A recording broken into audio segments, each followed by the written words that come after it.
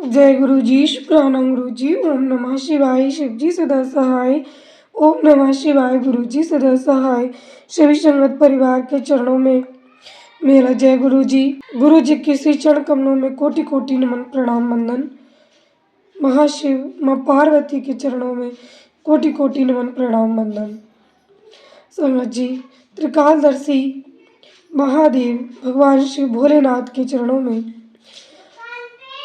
नमस्कार वंदना करते हुए आज की हम ये शिव महापुराण की महिमामयी कथा का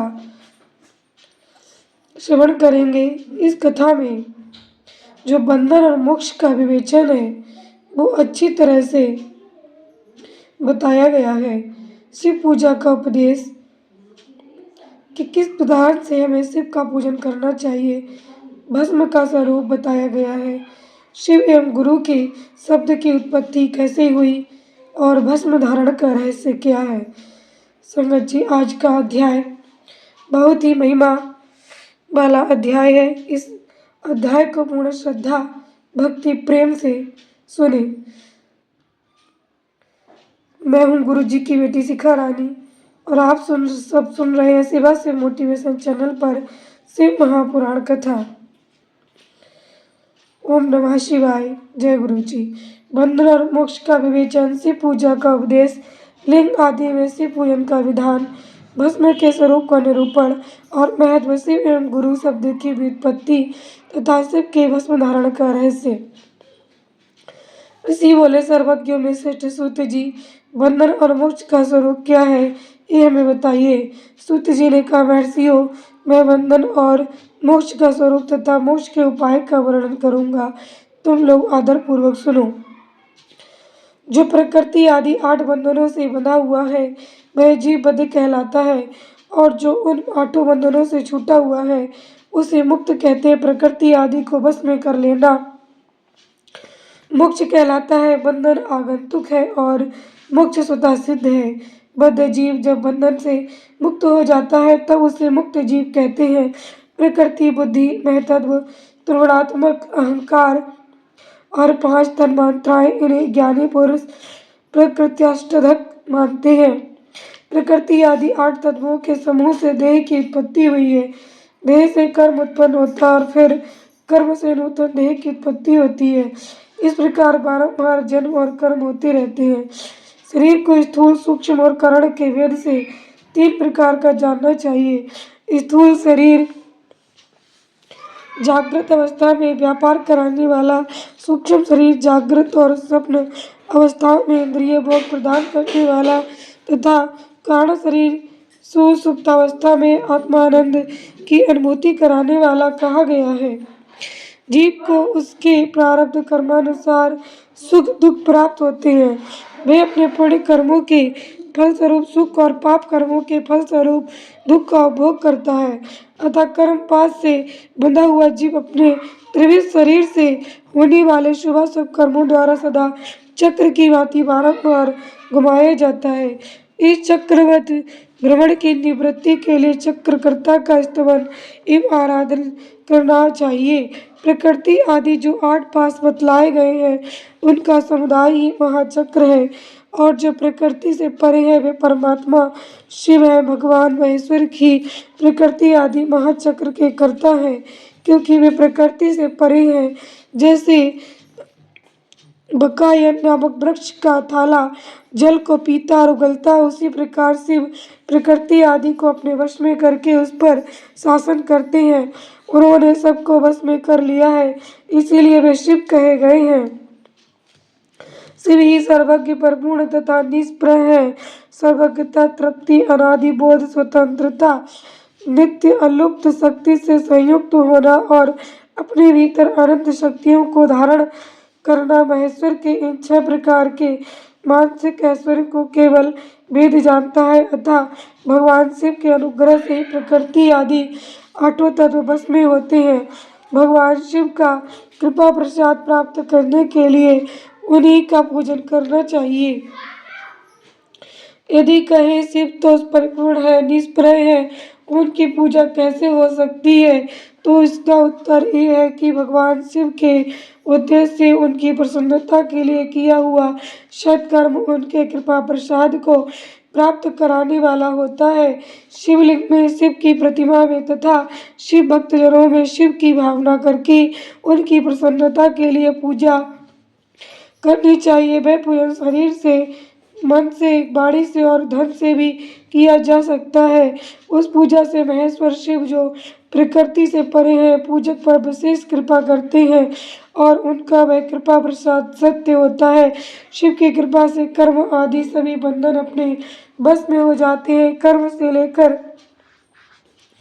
प्रकृति पर्यंत सब कुछ जब बस में हो जाता है तब वह जीव मुक्त कहलाता है और स्वात्मा राम रूप से विराजमान होता है। परमेश्वर शिव के लोक में परमेश्वर शिव की कृपा से जब कर्मजन्य शरीर अपने बस में हो जाता है तब भगवान शिव के लोक में निवास का सौभाग्य प्राप्त होता है। इसी को सालोक्य मुक्ति कहते हैं। जब तन्मात्राएं बस में हो जाती हैं तब जीव जगदम्बा सहित शिव का सामीप्य प्राप्त कर लेता है। ये सामीप्य मुक्ति है। उसके आयुध आदि और क्रिया आदि सब कुछ भगवान शिव के समान हो जाते हैं। भगवान का महाप्रसाद प्राप्त होने पर बुद्धि भी बस में हो जाती है। बुद्धि प्रकृति का कार्य है, उसका बस में होना सृष्टि मुक्ति कहा गया है।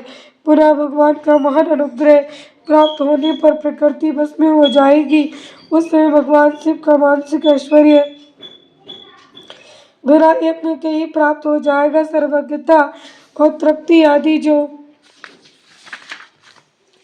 शिव के ऐश्वर्य है उन्हें पाकर मुक्त पुरुष अपनी आत्मा में ही विराजमान होता है। वेद और शास्त्रों में विश्वास रखने वाले विद्वान पुरुष इसी को सायुज्य मुक्ति कहते हैं। इस प्रकार लिंग आदि में शिव की पूजा करने से क्रमशः मुक्ति स्वतः प्राप्त हो जाती है। इसलिए शिव का कृपा प्रसाद प्राप्त करने के लिए तत्व संबंधी क्रिया आदि के द्वारा उन्हीं का पूजन करना चाहिए। शिव क्रिया, शिव तप, शिव मंत्र जप, शिव ज्ञान और शिव ध्यान के लिए सदा उत्तरोत्तर अभ्यास बढ़ाना चाहिए। प्रतिदिन प्रातः काल से रात को सोते समय तक और जन्म काल से लेकर मृत्यु पर्यंत सारा समय भगवान शिव के चिंतन में ही बिताना चाहिए। सदोजातादि मंत्रों तथा नाना प्रकार के पुष्पों से जो शिव की पूजा करता है वह शिव को ही प्राप्त होगा। ऋषि बोले, उत्तम व्रत का पालन करने वाले सूत जी लिंग आदि में शिव जी की पूजा का क्या विधान है, ये हमें बताइए। सूत जी ने कहा, जो मैं लिंगों के क्रम का यथावत वर्णन कर रहा हूँ तुम सब लोग सुनो। वह प्रणव ही समस्त अभिष्ट वस्तुओं को देने वाला प्रथम लिंग है। उसे सूक्ष्म प्रणव रूप समझो। सूक्ष्म लिंग निष्कल होता है और स्थूल लिंग सकल। पंचाक्षर मंत्र को स्थूल लिंग कहते हैं। उन दोनों प्रकार के लिंगों का पूजन तप कहलाता है। वे दोनों ही लिंग साक्षात मोक्ष देने वाले हैं। पौरुष लिंग और प्रकृति लिंग के रूप में बहुत से लिंग हैं। उन्हें भगवान से भी विस्तार पूर्वक बता सकते हैं, दूसरा कोई नहीं जानता। पृथ्वी के विकारभूत जो लिंग ज्ञात है उनको मैं तुम्हें बता रहा हूँ। उनमें स्वयं लिंग प्रथम है, दूसरा बिंदु लिंग, तीसरा प्रतिष्ठित लिंग, चौथा चर लिंग और पांचवा गुरु लिंग है। देवर्षियों की तपस्या से संतुष्ट हो उनके समय प्रकट होने के लिए पृथ्वी के अंतर्गत बीज रूप से व्याप्त हुए भगवान शिव वृक्षों के अंकुर की भांति भूमि को भेद कर नादलिंग के रूप में व्यक्त हो जाते हैं। वे स्वतः व्यक्त हुए शिव ही स्वयं प्रकट होने के कारण स्वयंभू नाम धारण करते हैं। ज्ञानी जन उन्हें स्वयंभूलिंग के रूप में जानते हैं। उस स्वयंभूलिंग की पूजा से उपासक का ज्ञान स्वयं ही बढ़ने लगता है। सोने चांदी आदि के पत्र पर, भूमि पर अथवा वेदी पर अपने हाथ से लिखित जो शुद्ध प्रणव मंत्र रूप लिंग है उसमें तथा मंत्र लिंग का आलेखन करके उसमें भगवान शिव की प्रतिष्ठा और आवाहन करे। ऐसा बिंदु नाम लिंग स्थावर और जंगम दोनों ही प्रकार का होता है। इसमें शिव का दर्शन भावनामय ही है, ऐसा निसंदेह कहा जा सकता है। जिसको जहाँ भगवान शंकर के प्रकट होने का विश्वास हो, उसके लिए वहीं प्रकट होकर भी अभिष्ट फल प्रदान करते हैं। अपने हाथ से लिखे हुए यंत्र में अथवा कृत्रिम स्थावर आदि में भगवान शिव का आवाहन करके 16 उपचारों से उनकी पूजा करें। ऐसा करने से साधक स्वयं ही ऐश्वर्य को प्राप्त कर लेता है और इस साधन के अभ्यास से उसको ज्ञान भी होता है। देवताओं और ऋषियों ने आत्मसिद्धि के लिए अपने हाथ से वैदिक मंत्रों के उच्चारण पूर्वक शुद्ध मंडल में शुद्ध भावना द्वारा जिस उत्तम शिवलिंग की स्थापना की है उसे पौरुष लिंग कहते हैं तथा वही प्रतिष्ठित लिंग कहलाता है। उस लिंग की पूजा करने से सदा पौरुष ऐश्वर्य की प्राप्ति होती है। महान ब्राह्मण और महाधनी राजा किसी कारीगर से शिवलिंग का निर्माण कराकर जो मंत्र पूर्वक उसकी स्थापना करते हैं, उनके द्वारा स्थापित हुआ वह लिंग प्रतिष्ठित लिंग कहलाता है, किंतु वह प्राकृत लिंग है। इसलिए प्राकृत ऐश्वर्य भोग को ही देने वाला होता है। जो शक्तिशाली और नित्य होता है उसे पौरुष कहते हैं तथा जो दुर्बल और अनित्य होता है वह प्राकृत कहलाता है। लिंग नाभि, जिह्वा, नासाग्रभाग और शिखा के क्रम से कटी, हृदय और मस्तक तीनों स्थानों में जो लिंग की भावना की गई है उसे आध्यात्मिक लिंग को ही चरलिंग कहते हैं। पर्वत को पौरुष लिंग बताया गया है और भूतल को विद्वान पुरुष प्राकृत लिंग मानते हैं। वृक्ष आदि को पौरुष लिंग जानना चाहिए और गुल्म आदि को प्राकृत लिंग। साठी नामक धान्य को प्राकृत लिंग समझना चाहिए और साली, अगहनी एवं गेहूं को पौरुष लिंग। अणिमा आदि आठों सिद्धियों को देने वाला जो ऐश्वर्य उसे पौरुष ऐश्वर्य जानना चाहिए। सुंदर स्त्री तथा धन आदि विषयों को आस्तिक पुरुष प्राकृत ऐश्वर्य कहते हैं। चरलिंग में जो सबसे प्रथम रसलिंग का वर्णन किया जाता है, रसलिंग ब्राह्मणों को उनकी सारी इष्ट वस्तुओं को देने वाला है। शुभ कारक बाणलिंग क्षत्रियों को महान राज की प्राप्ति कराने वाला है। स्वर्णलिंग वैश्यों को महाधनपति का पद प्रदान करने वाला है तथा सुंदर शिवलिंग शूद्रों को महाशुद्धि देने वाला है। इस स्फटिकमय लिंग तथा बाणलिंग सब लोगों को उनकी समस्त कामनाएं प्रदान करते हैं। अपना ना हो तो दूसरे का स्फटिक या बाणलिंग भी पूजा के लिए निषिद्ध नहीं है। स्त्रियों विशेषतः साधवाओं के लिए पार्थिव लिंग की पूजा का विधान है। प्रवृत्ति मार्ग में स्थित विधवाओं के लिए स्फटिक लिंग की पूजा बताई गई है, परंतु विरक्त विधवाओं के लिए रसलिंग की पूजा को ही श्रेष्ठ कहा गया। उत्तम व्रत का पालन करने वाले महर्षियों बचपन में, जवानी में और बुढ़ापे में भी शुद्ध स्फटिक में शिवलिंग का पूजन स्त्रियों का समस्त भोग प्रदान करने वाला है। गृहस्थ स्त्रियों के लिए पीठ पूजा भूतल पर संपूर्ण अभिष्ट को देने वाली है। प्रवृत्ति मार्ग में चलने वाला पुरुष सुपात्र गुरु के सहयोग से ही समस्त पूजा कर्म संपन्न करे। इष्ट देव का अभिषेक करने के पश्चात अगहनी के चावल से बने हुए खीर आदि पकवानों द्वारा नैवेद्य अर्पण करे। पूजा के अंत में शिवलिंग को संपुट में पधार कर घर के भीतर पृथक रख दे। जो निवर्ती मार्गी पुरुष है उनके लिए हाथ पर ही शिवलिंग पूजा का विधान है। उन्हें भिक्षादि से प्राप्त हुए अपने भोजन को ही नैवेद्य रूप में निवेदित करना चाहिए। निवृत्त पुरुषों के लिए सूक्ष्म लिंग ही श्रेष्ठ बताया जाता है। विभूति के द्वारा पूजन करें और विभूति को एक नैवेद्य रूप से निवेदित भी करें। पूजा करके उस लिंग को सदा अपने मस्तक पर धारण करें। विभूति 3 प्रकार की बताई गई है, लोकाग्नि जनित, वेदाग्नि जनित और शिवाग्नि जनित। लोकाग्नि जनित यह लौकिक भस्म को द्रव्यों की शुद्धि के लिए लाकर रखे मिट्टी, लकड़ी और लोहे के पात्रों की, धान्यों की, तिल आदि द्रव्यों की, वस्त्र आदि की तथा परिचित वस्तुओं की भस्म से शुद्धि होती है। कुत्ते आदि से दूषित हुए पात्रों की भी भस्म से ही शुद्धि मानी गई है। वस्तु विशेष की शुद्धि के लिए यथायोग्य सजल अथवा निर्जल भस्म का उपयोग करना चाहिए। वेदाग्नि जनित जो भस्म है उसको उन वैदिक कर्मों के अंतःकरण में धारण करना चाहिए। मंत्र क्रिया से जनित जो होम कर्म है वह अग्नि में भस्म का रूप धारण करता है। उस भस्म को धारण करने से वह कर्मात्मा में आरोपित हो जाता है। अघोर मूर्तिधारी शिव का जो अपना मंत्र है उसे पढ़कर बेल की लकड़ी को जलाए। उस मंत्र से अभिमंत्रित अग्नि को शिवाग्नि कहा गया है। उसके द्वारा जले हुए काष्ठ का जो भस्म है वह शिवाग्नि जनित है। कपिला गाय के गोबर अथवा गाय मात्र के गोबर को दशमी, पीपल, पलाश, बड़, अमलतास और बेर इनकी लकड़ियों को शिवाग्नि से जलाए वह शुद्ध भस्म शिवाग्नि जनित माना गया है। अथवा कुश की अग्नि में शिव मंत्र के उच्चारण पूर्वक काष्ठ को जलाए, फिर उस भस्म को कपड़े से अच्छी तरह छान कर नए घड़े में भरकर रख दे। उसे समय समय पर अपनी कांति या शोभा की वृद्धि के लिए धारण करे। ऐसा करने वाला पुरुष सम्मानित एवं पूजित होता है। पूर्व काल में भगवान शिव ने भस्म शब्द का ऐसा ही अर्थ प्रकट किया था जैसे राजा अपने राज्य में सारभूत कर को ग्रहण करता है, जैसे मनुष्य सस्य आदि को जलाकर रांध कर उसका सार ग्रहण करते हैं, तथा जैसे जठरानल नाना प्रकार के भक्ष्य भोज्य और पदार्थों को भारी मात्रा में ग्रहण करके जलाकर सारतर वस्तु ग्रहण करता और उस सारतर वस्तु से स्वदेह का पोषण करता है, उसी प्रकार प्रपंचकर्ता परमेश्वर शिव ने भी अपने में आधेय रूप से विद्यमान प्रपंच को जलाकर भस्म रूप से उसके सार तत्व को ग्रहण किया है। प्रपंच को दग्ध करके शिव ने उसके भस्म को अपने शरीर में लगाया है। राग भभूत पोतने के बहाने जगत के सार को ही ग्रहण किया है। अपने शरीर में अपने लिए रत्न स्वरूप भस्म को इस प्रकार स्थापित किया है।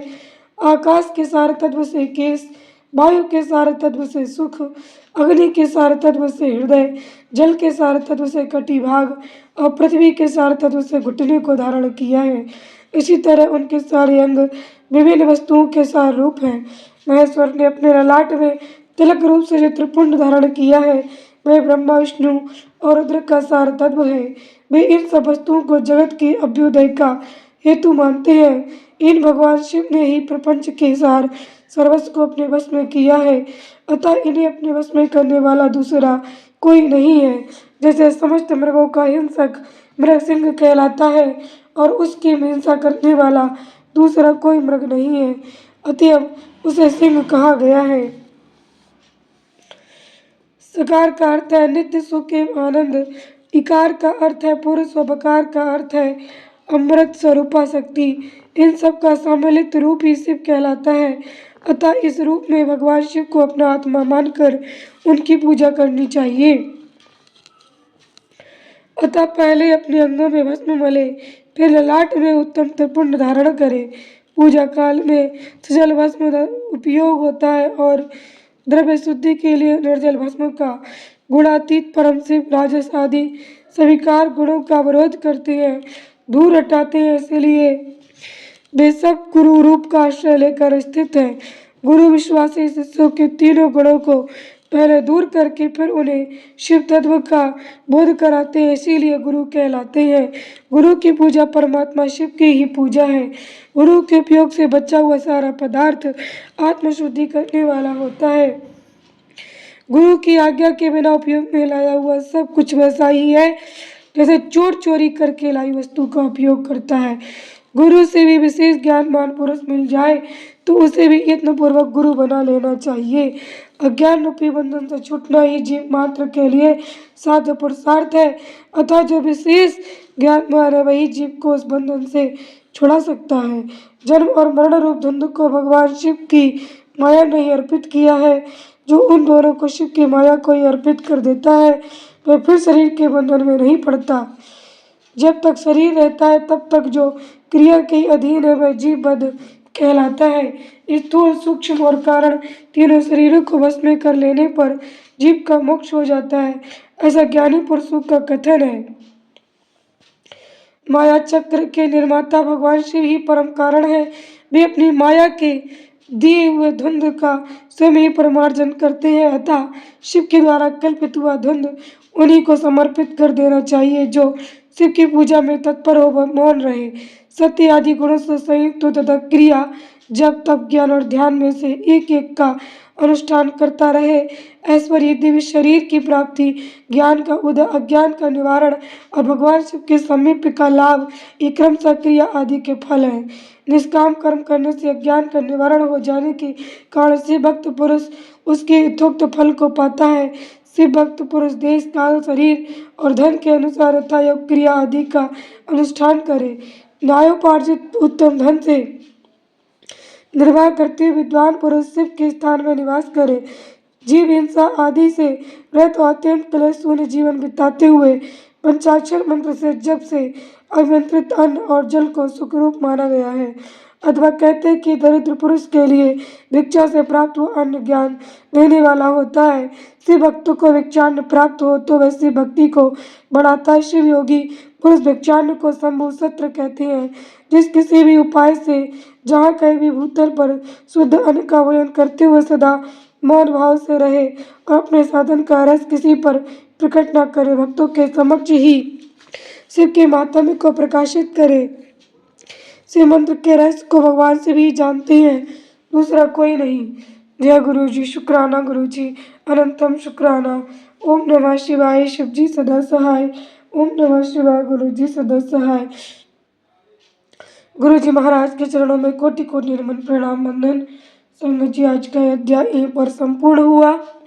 कल हम अगला अध्याय श्रवण करेंगे। पार्थिव लिंग के निर्माण की रीति तथा वेद मंत्रों द्वारा उसके पूजन की विस्तृत एवं संक्षिप्त विधि का वर्णन।